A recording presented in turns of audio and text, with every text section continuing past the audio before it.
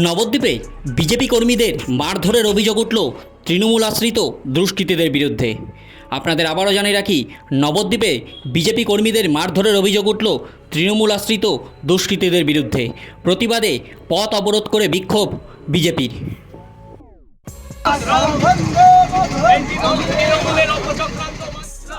BJP BJP BJP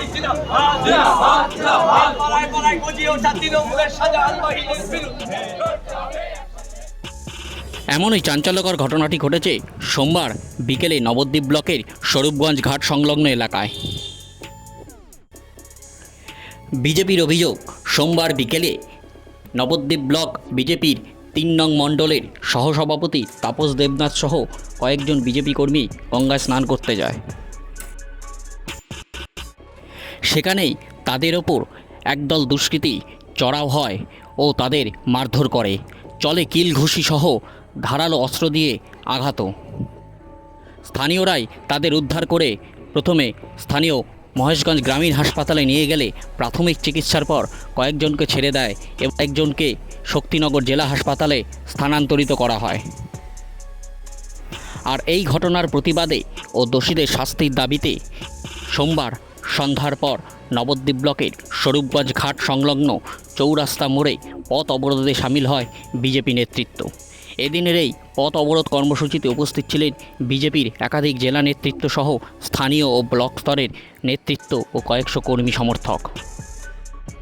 খবর পেয়ে ঘটনাস্থলে যায় নবদ্বীপ থানার বিশাল পুলিশ বাহিনী। পুলিশ গেলে পুলিশের সাথেও বচসায় জড়ায় বিজেপি কর্মীরা। কিছু সময় পর পুলিশের আশ্বাসে অবরোধ তুলে নেয় বিজেপির তরফ থেকে। বিজেপি বিজেপি বিজেপি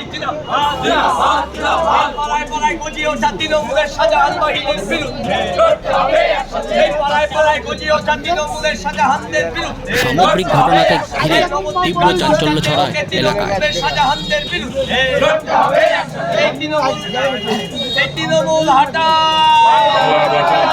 তৃণমূল হাটা, চল চল চল ভালো।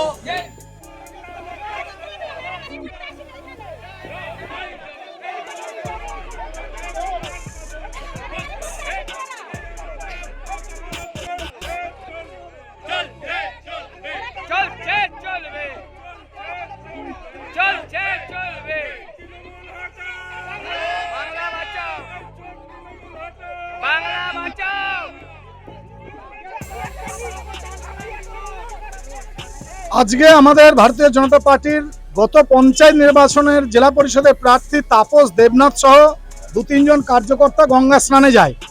আর এই গঙ্গা স্নানে যাওয়ার সময় তৃণমূল কংগ্রেস গত কয়েকদিন আগে সাংসদ জগন্নাথ সরকারের যে র্যালি সভা দেখে তারা আতঙ্কিত হয়ে গেছে এই এলাকায়। গতবারে স্বরূপগঞ্জ পঞ্চায়েতও ধরে রাখতে পারেনি। এই ভয়ে এবারে তারা যখন গঙ্গা স্নানে যায় সেই অবস্থায় বাথরুমের কাছে তাদেরকে ফেলে পেটানো হয়, বেধড়ক মারা হয়। তারা এই মুহূর্তে শক্তিনগর হাসপাতালে চিকিৎসারত অবস্থায় আছে। এখানে দীর্ঘ সময় আমাদের কার্যকর্তারা ক্ষোভে ফেটে পড়লে প্রশাসন এখানেই এফআইআর নেয় এবং বলে 24 ঘন্টার ভিতরে বিশ্বজিৎ হালদার ওরফে সাহেবকে 24 ঘন্টার ভিতরে অ্যারেস্ট করা হবে। এবং একটা জিনিস পরিষ্কার, যারা এই রকম ক্রিমিনাল এই এলাকায় ভোটের আগে তাণ্ডব করতে চাইছে তৃণমূলের, তারা এটা নিশ্চিত যে তারা কেউ বাইরে থাকতে পারবেন না, তাদের জায়গা তাদের থাকার জায়গায় হবে। প্রশাসন মদত দিতে চাইছে তৃণমূলকে, এই মদত দিতে গিয়ে শান্তিপুরে প্রশাসনকে সাসপেন্ড হতে হয়েছে আইসিকে। ঠিক একই পরিস্থিতি নবদ্বীপ থানাতেও হবে।